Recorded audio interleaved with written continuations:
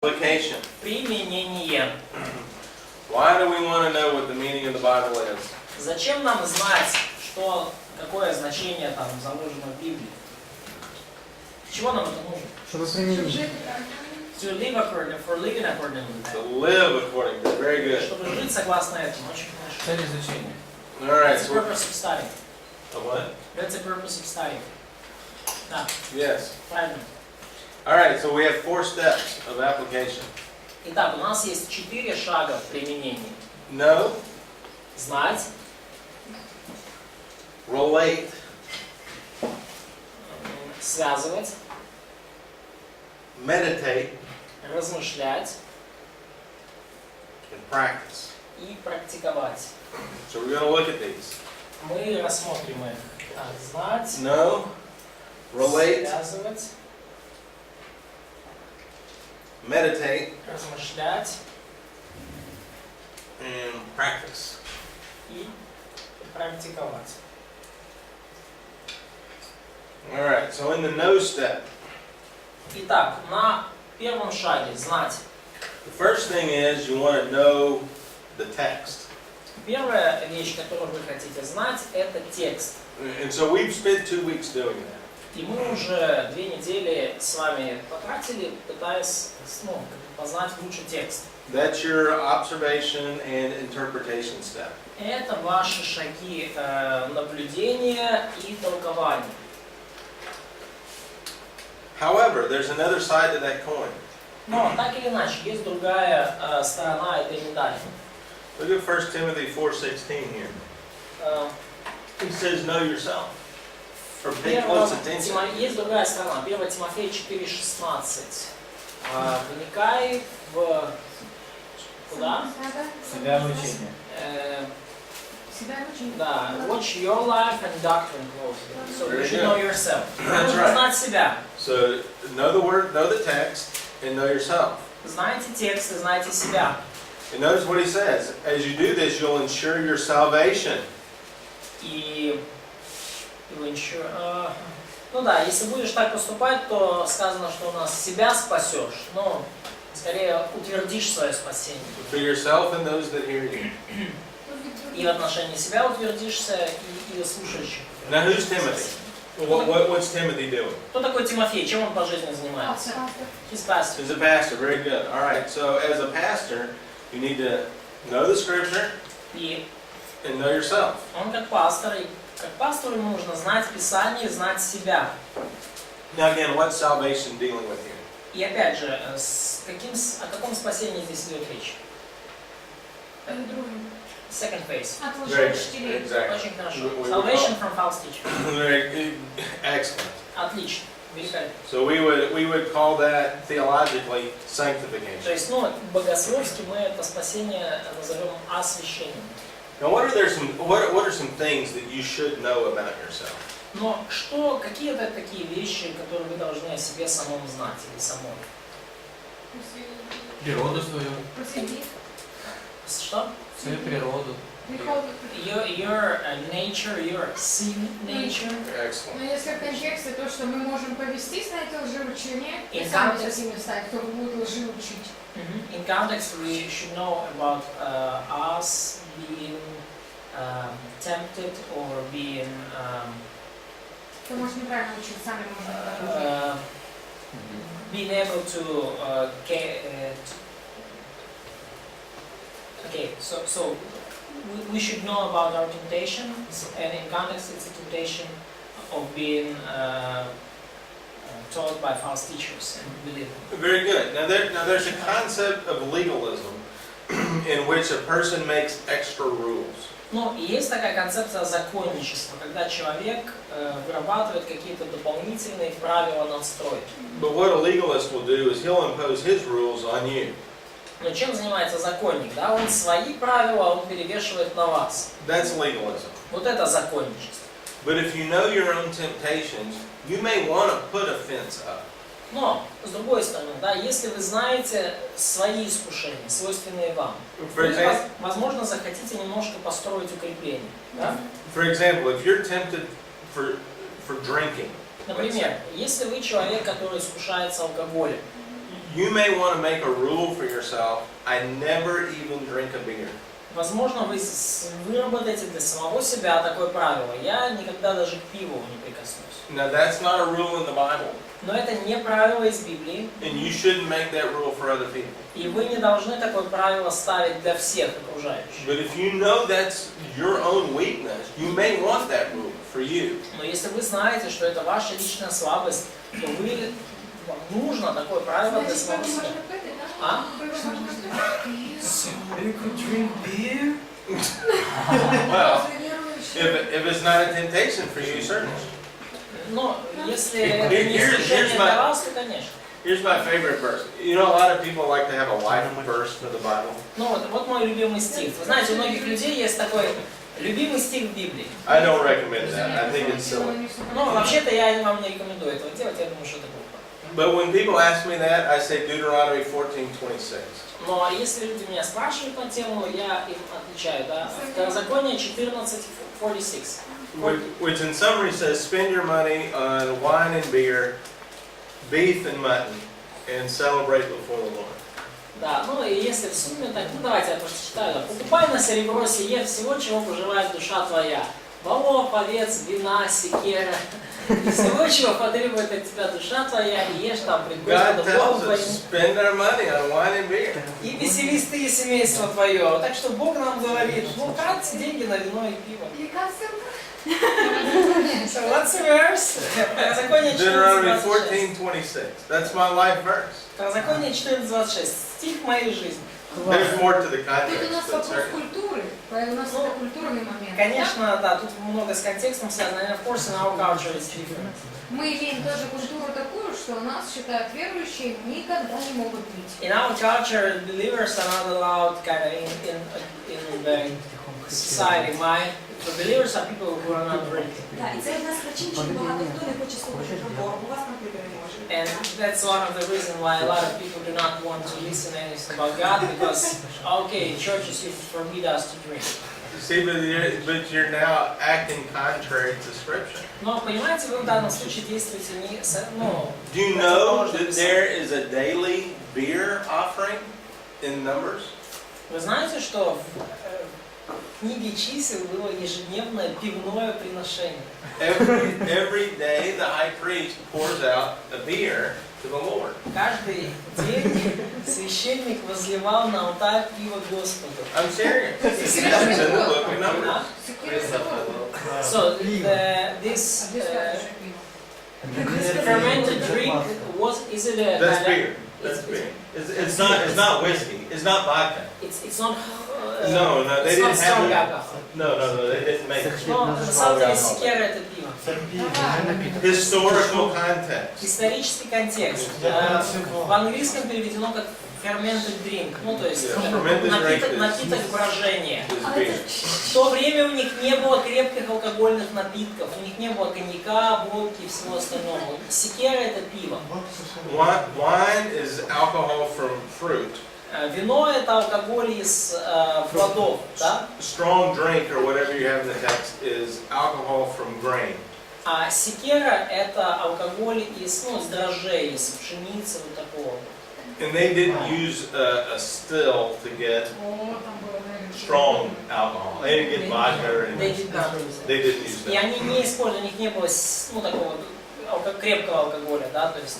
Notice what this says in verse 16. И обратите внимание, что здесь сказано в And those that hear you. 16, 1 Тимофею, спасешь себя и слушающих. There needs to be a sensitivity to other people as То well. есть должна быть чувствительность к другим людям во всем. The point of this discussion, if you have a sin problem that you know of in yourself, Цель того, что я говорю, следующее. Если у вас есть проблема с каким-то грехом, вы знаете, что вы уязвимы, then you may need to put up fences. то вам нужно выставить линию обороны. If you have a sexual problem, Если у вас проблемы в сексуальной сфере, your office may need to be in the open so that your wife can see your computer. то есть, может быть, вам стоит в вашем офисе, дома или на работе поставить, стеклянную дверь, стеклянные стены, чтобы ваша жена всегда видела, что у вас на компьютере. Or you may need not to have a pretty secretary.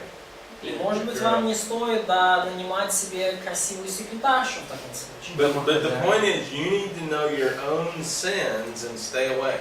И идея в чем? Вы должны знать свои грехи и держаться подальше от зоны риска. Now, from the positive side of things, let's turn the coin over Ну here. давайте повернем, так сказать. What else do you need to know about yourself? Положительная сторона. Что еще вам нужно знать о себе? Кто мы во Мы Христе? верующие. Кто мы во Христе? That we are believers, that we are in Christ. Что? Окей. Учение, что мы прощены. Свои дары. Свои дары. Our gifts. Very good. Your gifts. Ваши дары. Сильные. Мы говорили о том, что надо знать свои слабые стороны. И мы сейчас говорим о другой стороне Как всегда, медали. что у нас еще есть. And therefore, as you read certain passages, you want to ask the question, what does this mean for my gift? И когда вы читаете определенные отрывки, вам нужно задать себе вопрос, что это значит в отношении моего дара? The context here, certainly Paul is talking to Timothy about his gift of being a pastor. И очевидно, что из контекста, что Павел здесь говорит Тимофею о его пасторском даровании. But each of us have gifts, each of us have strengths that we're good at. Но у каждого из нас есть дары, у каждого из нас есть сильные стороны, которые нам хорошо даются.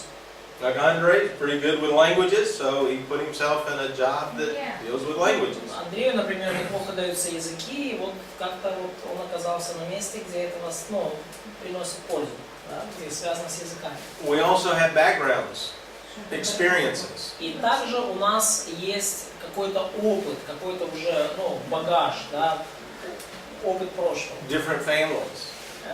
Различные семейные обстоятельства. I know, let's take, as I'm doing examples, I don't want to hurt anybody. with Да, и these когда я examples. привожу примеры, я тут никого не хочу зацепить лично. Okay? But and we have an organization in the United States called Mothers Against Drunk Drivers.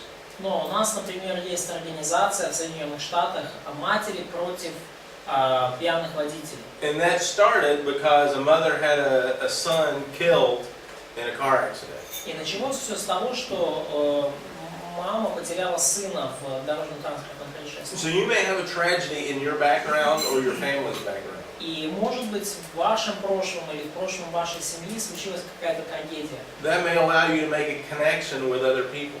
И, может быть, это позволит вам выстраивать мосты взаимоотношений с другими людьми. For example, cancer.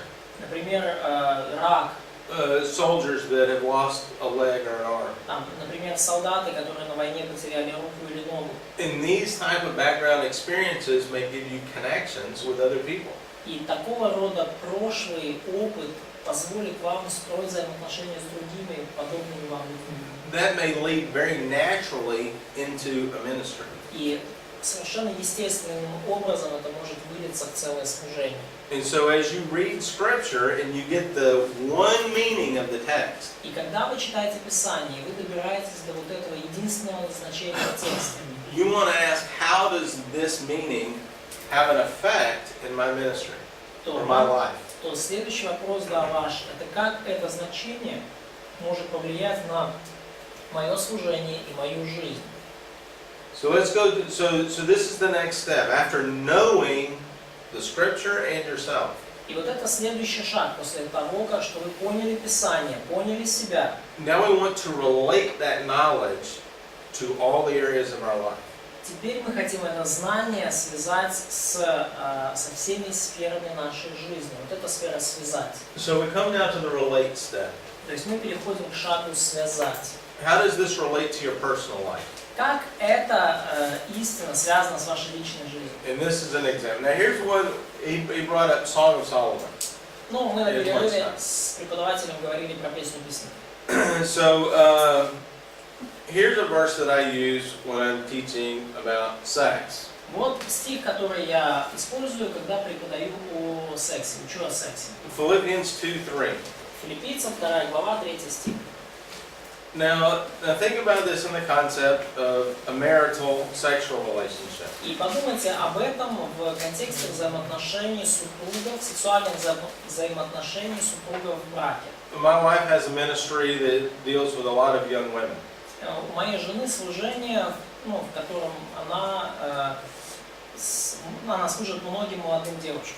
And she knows several that have never had sexual enjoyment in marriage. И она, знает многих замужних девушек, которые никогда в браке, собственно, не получали удовольствия от сексуальной жизни. So when we come across a verse like this, И когда мы натыкаемся на стих, подобный вот этому, Филиппийцам 2:3, I highly emphasize to the guys, я очень так четко подчеркиваю молодым людям, selfishness is sinful. говорю им, что эгоизм – это грех. And 1 Corinthians 7 deals with that concept that the husband's body is owned by the wife. И 1 Коринфянам 7, эта глава ясно там нам показывает, что тело мужа принадлежит жене. And the wife's body is owned by the husband. И тело жены принадлежит мужу. But when you combine it with this concept, И если вы соедините вот это место вот с той концепцией с 1 Коринфянам there 7, should be a great marital relationship. то тогда у вас возникнут замечательные супружеские отношения, включая сексуальные. But selfishness and arrogance will destroy that. Но эгоизм и надменность и гордыня все уничтожат. So that's a part of the personal life. That's extremely personal. То есть, и вот это вот уже часть, то, что касается вашей личной жизни. И понятно, что этот вопрос очень личный. But you can apply this to family life. Но вы можете это применить к вашей семейной жизни. How do you treat your children? Да, как вы обращаетесь с вашими детьми? Or how do you treat your parents? Как вы обращаетесь с вашими родителями? Мы говорим сейчас про Филиппийцам 2:3. You come to a passage, say, honor your father and mother. Вы можете, например, найти отрывок, где говорится, почитай отца и мать. And so let's say mom and dad are 70 or 80 years old. И представим, что вашим папе с мамой уже 70-80 лет. How does honor father and mother apply in that situation? Как в данной ситуации применимо почитание отца и матери? And in the United States, we've got these government organizations that take care of old people. И у нас в Соединенных Штатах есть целые правительственные организации, которые заботятся о пожилых людях. And so many people just give mom and dad to the government, and now I don't have to worry about them. И так много людей, они просто сбрасывают папу и маму на правительство, перекидывают их туда, и я теперь уже мне не надо об этом переживать. Well, as you're reading various scriptures on honoring father and mother and various related scriptures, is that right? Но когда вы читаете библейские отрывки, подобные «Почитай отца и мать» и подобные им, связанные с этим, правильно ли такое поведение, исходя из них? Now, in my personal example, my mother and father took my grandmother and moved her into the house. И мой пример из моей жизни, мои мама и папа, мою бабушку, они взяли к себе в дом, она живет с ними. She was a widow, and she lived with us for 20 years. Она была вдовой, она жила с нами 20 лет. Now again, that was a personal example for me, one of my experiences, and I see how that's a biblical solution. Это, скажем, такой личный пример для меня, это мой личный опыт, с которым я столкнулся, и я вижу, что это вполне библейское решение. So my wife and I are already planning on taking care of one of the grandparents. И я со своей женой, мы уже планируем, как мы будем заботиться об одном из наших родителей. So in the relationship stage, you want to ask, how does this truth apply to the church life? И на сфере уже связывания вы задаете вопрос, как эта истина относится к жизни церкви. I'm learning various truths of Scripture. Well, how can I apply this to those I know in church? Но я изучаю весь такой разные истины из Писания. Как я могу это применить к людям, которые со мной в одной церкви? For example, in Ephesians it tells us to speak to one another in truth and in love. Например, в Ефесянам написано, чтобы мы говорили друг другу истину с любовью. So when people ask you questions, И когда люди задают вам вопрос, do you give them just a polite answer and so they go away? Or do you tell them the truth? даете ли вы им просто такой вежливый христианский ответ с улыбкой, чтобы они просто отвалили быстрее? Или вы все-таки им правду говорите? Or when you tell them the truth, do you just want to beat them with it? or you want to be real nice when you give them the truth. Или когда вы им говорите истину, вы просто хотите их в асфальт закатать этой истиной, или вы все-таки стараетесь быть более-менее вежливым и приятным человеком в But этом there's two ситуации. aspects to that. То есть есть два аспекта истины и любви. At your work, На работе вашей. one of the concepts is telling truth to one another. То есть вот есть одна из концепций, да, говорите истину друг другу. In the Sermon on the Mount, Jesus talks about make your yes, yes, and your no, no. В Нагорной проповеди Иисус выдвигает эту идею, да, пусть ваше да будет да, а нет нет. So I worked as a contractor. I built buildings in my past life. И я, в своей прошлой жизни, до того, как я стал пастором, был, менеджером строительных проектов, прорабом. It was one of the hardest things to get a subcontractor to tell me the truth. И одно из тяжелейших вещей в этой работе — это заставить подрядчика, которого ты нанял для задачи, сказать тебе правду. And I would ask, can you get this done in 2 weeks? Oh, yes, yes, yes, yes. И я постоянно сталкивался с тем, ты сможешь это сделать за 2 недели? Да, смогу. And it would take 3 weeks. И это занимает 3 недели. Well, that does no one any good. Но и никому от этого не хорошо. I would rather him tell me it takes 3 weeks. Лучше бы он сказал мне сразу, это займет 3 недели. And I tell the owner it takes 4 weeks. А я скажу тогда владельцу, заказчику своему, да, что займет это 4 недели. And then we get it done early, and we all look good. И тогда все мы сделаем это раньше, и все будем выглядеть хорошо. So when you're at work, do you make your yes, yes, and your no, no? И когда вы на работе, является ли ваше да, да и нет, нет? Or do you lie so that your boss thinks you're a better person? Или вы просто лжете, чтобы ваш начальник решил, что вы лучше человек, чем вы есть? So these truths that we're reading in the Bible, И вот эти истины, которые мы читаем в Библии, they don't just apply to Samuel 3,000 years ago. они не применимы только к какому-то там Самуилу, который жил там каких-то 3000 лет назад. They apply to every one of us, every day, in every aspect of life. Они применимы к каждому из нас, каждый день и в каждом аспекте жизни. And then in your community.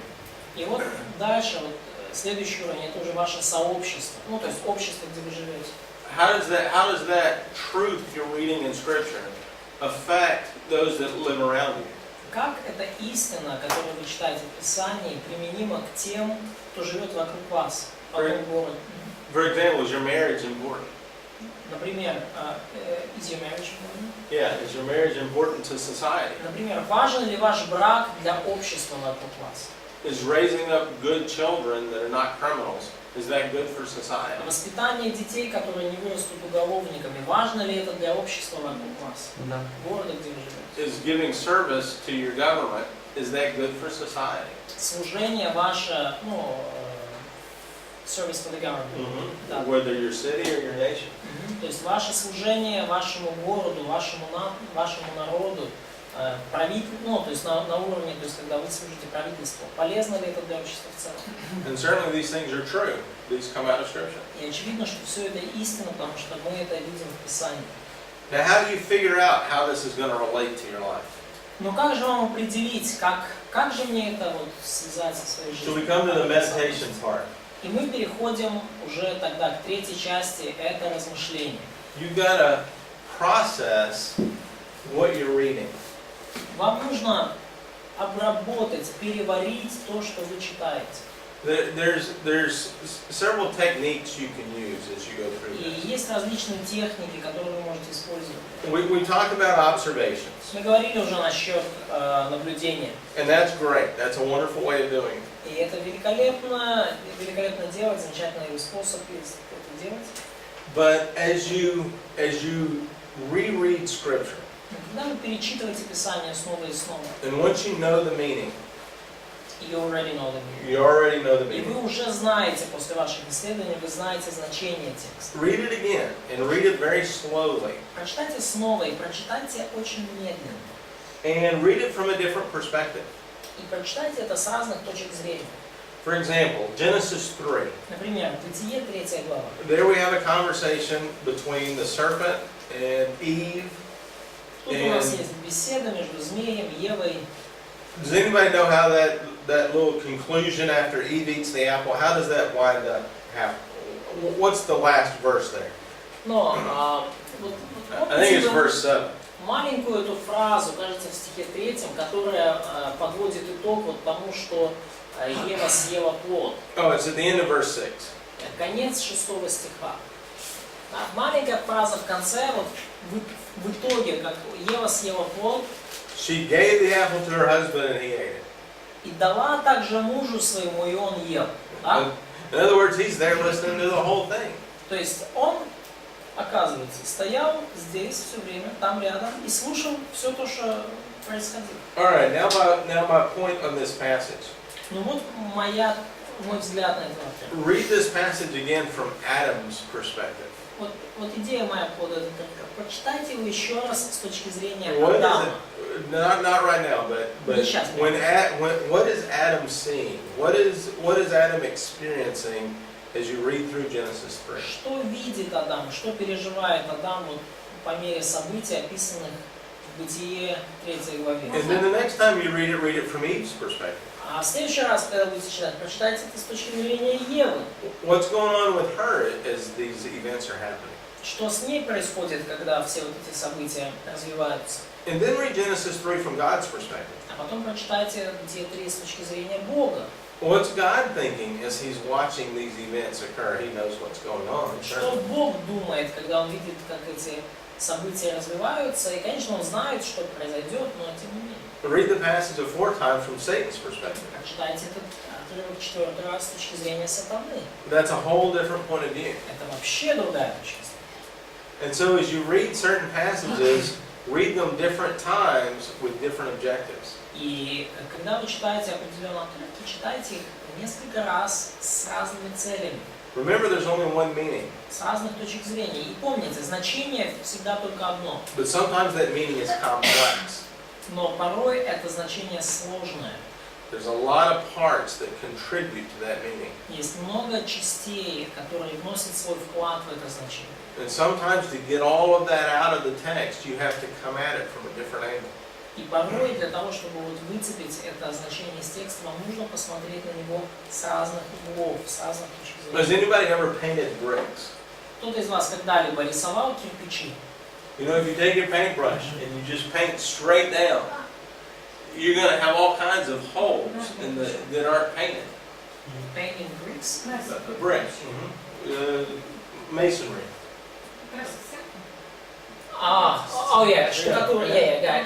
Кто-то из вас, да, штукатурили стену, да? То Да. есть, если вы просто покрыли один раз, один слой штукатуркой, And то so, там куча дырок, да? so in order to paint it, you have to go this way, and then this way, and up and down, and side to side. Потому что, чтобы нормально заштукатурить стену, вам надо сначала вот так ее проштукатурить, потом вот так вот, потом вот так вот, потом вот так. Ну, короче, несколько слоев, каждый And разнонаправленный. that gets the paint in all the crevices.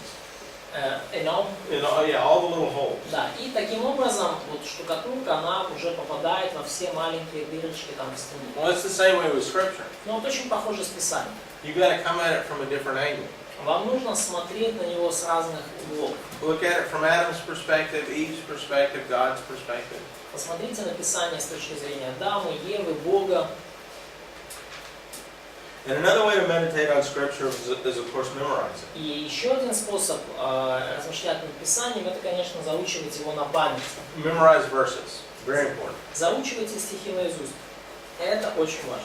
But I would also recommend to you memorize chapters. Но я также вам порекомендовал бы заучивать наизусть So the главы. pattern. Главы. So the pattern, no? Да, это все мы сейчас говорим о третьем размышлении. А какие рекомендации по поводу, как лучше заучивать? Или это утра, очень вечером. So, do индивидуально? you have any recommendations on memorizing, or it's pretty individual? Просто читать много. Just to read it on Read it over and over and over. читать снова. So sometimes you can start at the bottom and memorize up to the top, and that way it gets easier as you go through it. Иногда кто-то заучивает с конца начала, и тогда проще воспроизводить. And of course, break it down into various parts. Ну и, конечно, полезно разделить на части различные. You can count phrases and words, Можно and then helps посчитать you remember.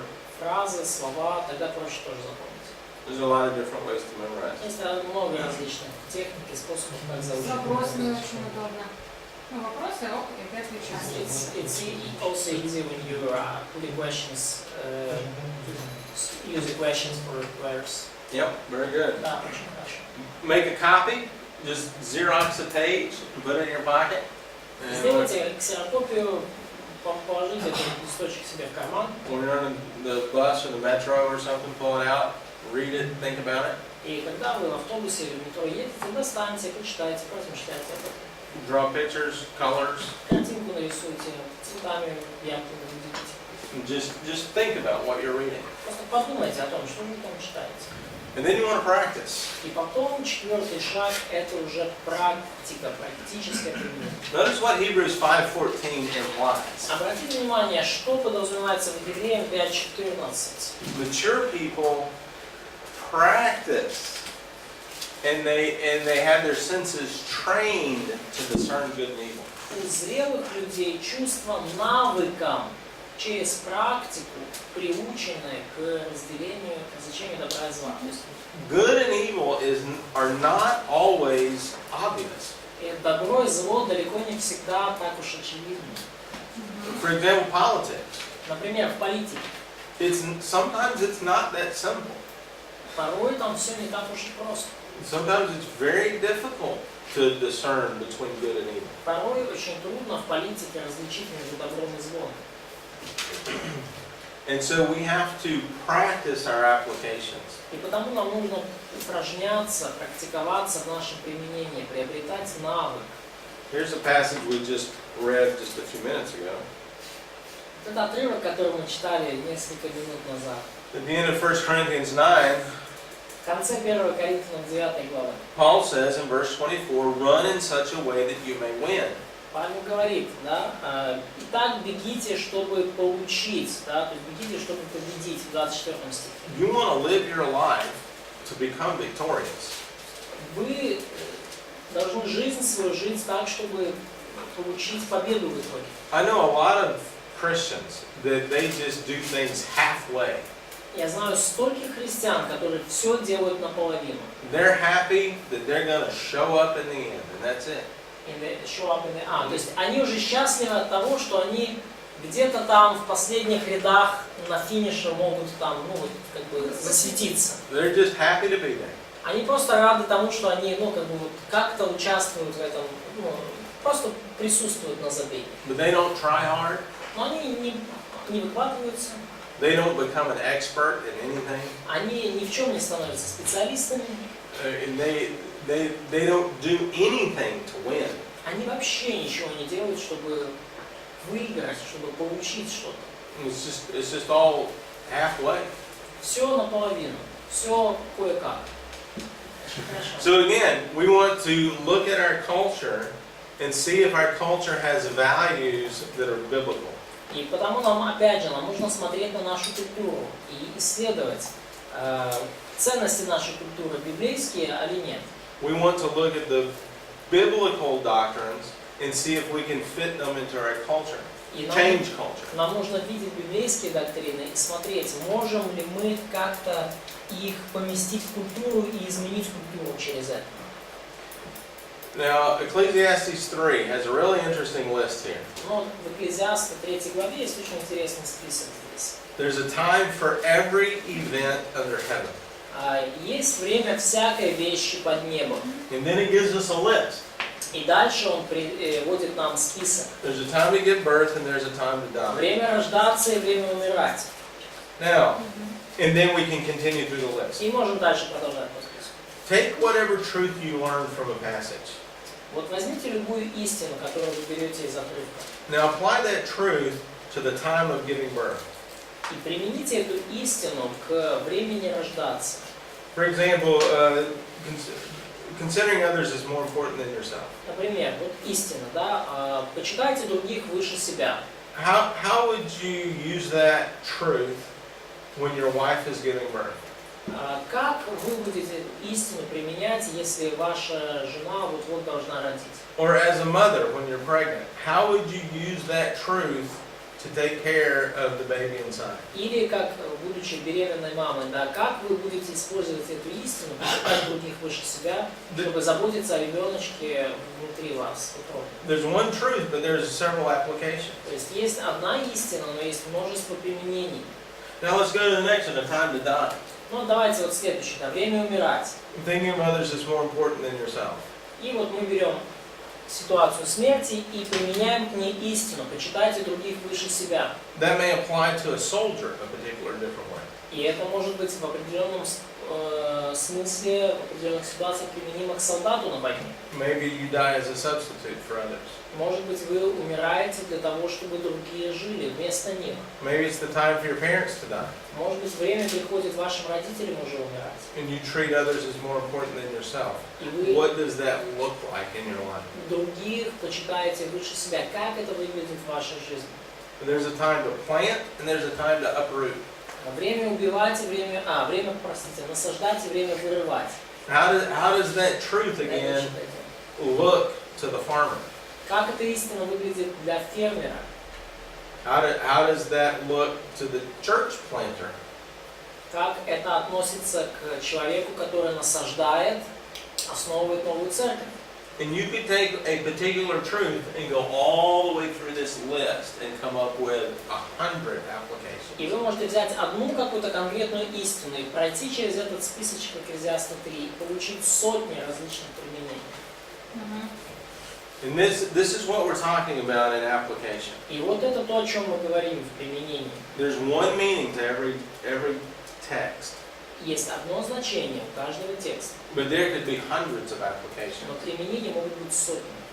Now look what Paul says at the end of Philippians 4.